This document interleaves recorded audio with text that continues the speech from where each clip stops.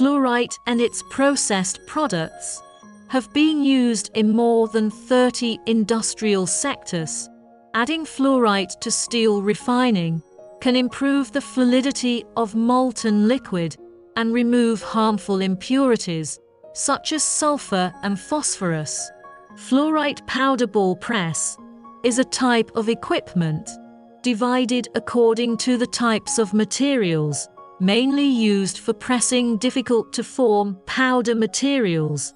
Its main powder, stone materials, and other pressing effect is very obvious, good effect, and can obtain higher economic benefits. It is characterized by high forming pressure, adjustable revolution of the main engine, and screw feeding device.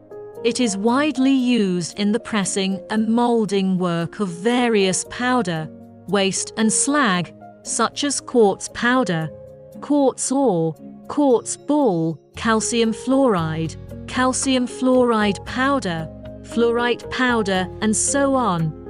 Plant production of fluorite powder ball press production, line cost saving, simple operation, clear structure, easy to maintain.